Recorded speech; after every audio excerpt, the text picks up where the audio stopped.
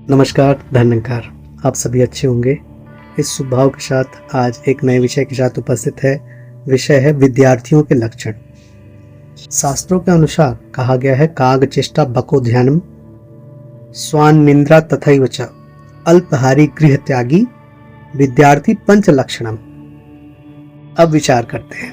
काग चेष्टा, आपने बचपन में कहानी सुनी होगी, वो सुराही में कि उसे प्यास लगी थी और चेष्टा करता रहा वो कंकड़ डालने की, और अंततो गत्वा उसे पानी प्राप्त होता है।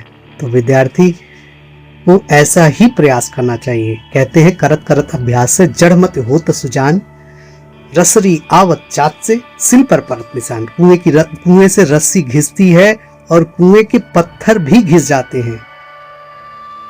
उस रस्सी जैसे कोमल चीज से कुएं के पत्थर घिस जाते हैं, क्योंकि बार बार उस रस्सी का घर्षण होता है। तो काग चेष्टा की कौवे की तरह चेष्टा होनी चाहिए। बको ध्यानम, बको ध्यानम मतलब ध्यान है। कर से कर्म करो विधिनाना, मन राखो जहां कृपा निधाना। ध्यान है कि अब जैसे मछली आएगा उसको तुरंत पकड़ना है, बको ध्यानम। तो ध्यान भी वैसा होना चाहिए।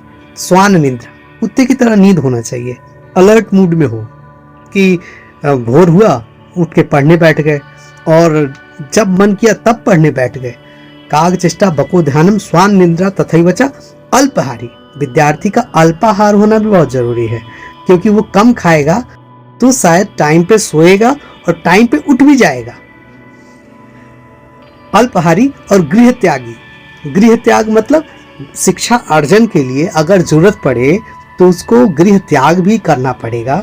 तो विद्यार्थी अगर है तो वो गृह त्याग करेगा, क्योंकि उसे शिक्षा का अर्जन कर